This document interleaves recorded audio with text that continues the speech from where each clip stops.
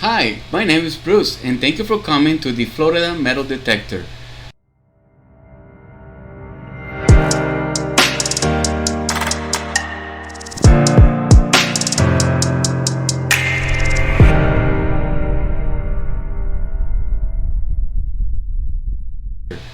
Today we're here to talk about how to improve the experience in metal detecting. And also we're going to be showing you guys the best tips and tricks in how to improve your experience. I have over 5 years experience on this subject and I'm going to share with you guys all of this information and tips and tricks. I want to make sure that you guys don't go through the same problems that I did, and I want to make sure that you guys have a more enjoyable experience. Today we're going to talk about the 5 best tools to start metal detecting. Enjoy it. What I'm going to show you is based on my experience that I have acquired over 5 years on and off. And on that subject, I'm going to show you guys the tools that I was using at low cost. Because metal detecting, it can be expensive. And I mean, you can buy low cost metal detectors at Harbor Freight, on Wish, or anywhere on the internet between the cost of $30 to $20. Or you could go ahead and buy as much as $6,000 in metal detecting equipment. But let's be realistic. Unless you want to set up a full career and business on this, it's not cost effective. As a hobby, you're going to go to all of this. And I'm going to share with you guys how to start successful treasure hunting adventure with low cost equipment. And it's not going to be the cheapest or the most expensive, but it's going to be the ones that is going to work perfect. And it will get you started on this adventure. And it works for me right now. Number 1, the metal detector Garrett from Sea Hunter Mark II. When I started doing metal detecting, this was not my first equipment. Basically, I started with the Garret Ace 300. The Garret Ace 300, it got my feet wet into the hobby. It showed me how to metal detect. I was really a little bit,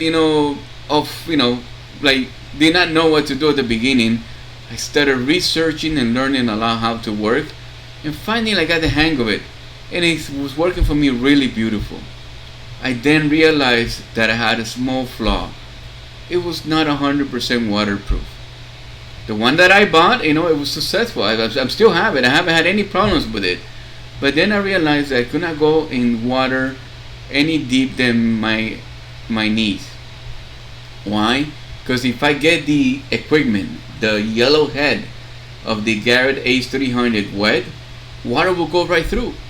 So I decided, that even though it served me, for the purpose that I wanted, you could metal detect on the sand, you could metal detect on the beach, you could metal detect definitely on dirt and grass, but I wanted to search for targets that it will allow me to go in, it will require me to go in deeper waters. So then I ventured into the other one, the Garret Sea Hunter Mark II. The Garret Sea Hunter Mark II, it had its advantages and disadvantages. This is what happens. In the Garret Ace 300, that one you could actually sort out, the metals. You could say I don't want to pick up tabs, or I don't want to pick up cups, or I don't want to bottle cups, or I don't want to pick up ferrous metals. I want to pick up only gold. You could actually, adjust it for that. The problem with the Sea Hunter Mark II, even though it has a discrimination button, it kind of tends to pick up just about everything. Which, in a way, if you don't mind, picking up everything, it's fine. But also, you have to pick up everything. But the only plus on that is it's 100% waterproof. So you could go on the beach, on the sand, on the dirt. You could go on road, off road. You know what I mean. And you could go diving. That's another beautiful thing. I haven't done it yet, but at least now I could go in waters up to my chest, all the way up here, with no problem. And I could spend hours and hours in the water, and I could successfully, find a lot of stuff. So I'm really happy with it. I'm still using the Garret Ace 300. There's nothing wrong with it, but you have to remember that you can't get it, or you can go in deep waters. That's the only downside. But besides that, I'm really happy. Number two, the scoop. Initially, when I started with the Garret Ace 300, the first thing I bought was a scoop. Honestly, since I was in budget, I said, I can't spend a lot of money. I see the scoops out there of $200, $180, and I'm like, that's a lot of money. So I said, let me just get the scoop, and I'm gonna find a rare metal tube, and I'm gonna put it in there, and I'm gonna make it work. And yeah, it worked. It was fine.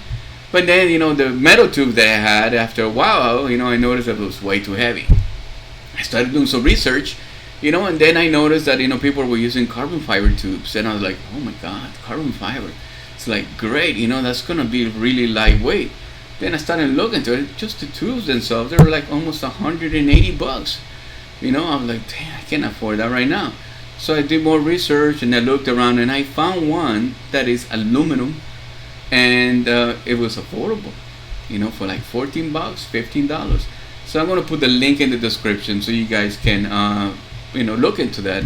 Also, I'm going to put the link, for the Garret Ace 300 if you're interested on that, because it does have ferrometals, not ferrometals, and bottle caps. It's really good metal detector to get started with. And of course, if you want to go in water and deep water and diving, I'm going to put the other one for the Sea Hunter Mark II. They all are great equipment. And once you get one of those metal detectors and you get the scoop with the aluminum tube, you're already almost there. Just about there to get started in the new equipment of the new adventure of metal detecting. Number three, I would recommend for you guys to get a key ring or one of those Climers hooks or something like that. The reason being is because you are going to find earrings, you are going to find rings, you are going to find chains, and if you do not store this properly, you might run into a chance to lose it. I have not gotten into that situation yet, but I've seen and I watch other metal detectors guys and girls, and I noticed that they put it in their pouch, which is fine. But imagine one of those times, you are in the water and you put it in the pouch to put something in it, and then it falls out. So just in case, use one of those Climber clips. Use a key ring, use something to clip it on there and hold it in place, and in that way you won't lose it. It will keep it together. Number four, a waist bag. The waist bag is super important. Why? Because you can't put stuff in your pockets.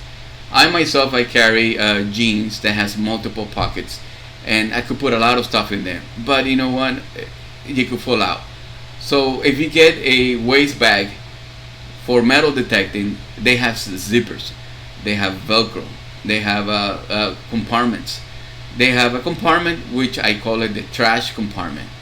And they have compartments where you put the good stuff in there, the stuff that is valuable to you. So I will recommend for you guys to do that. Go ahead, get one of those bags. I put the link in the description so you guys can go ahead and also be able to store your stuff properly. Number five, you need a waterproof bag. Here's what's happening. When you go diving, or when you go treasure hunting, or anything, or even if it rains, for you to carry your car keys, for you to carry your phone, for you to carry some kind of a gadget, most of them, they're not waterproof. Or even if it's waterproof, being in the water in salt eventually will corrode them, eventually will damage them. So to keep your valuables safe and to keep your valuables next to you, because I've seen people, they put the stuff on their cars. It's excellent, great idea. But then what happens if you have an emergency? Who are you going to call? Or if you need money, how are you going to get your wallet? You left it in the car, or you need an ID. So I will recommend, and I'm going to put the link in the description, a little waterproof bag that you don't need to put it in your neck and carry it with you like an ID. You could put it in your pocket, but then it has a strap, and this strap is the one that I put around my waist, and that's the one to make sure that even if it falls out of my pocket, it will stay attached to my waist. So I'll put the link in the description. And basically, guys, those are the 5 tools that I started with. It's not a huge amount of money, and also it's not too cheap, but definitely it's working for me. I recommend you guys to please check out the links in the bottom. Also, if you guys have some other suggestions that are low cost and affordable and some other ideas, let me know, and I'll update the video, and I'll make another video talking about those things. And if you guys have anything else you can share with, please let me know. Thank you very much, and thank you for coming. See you soon.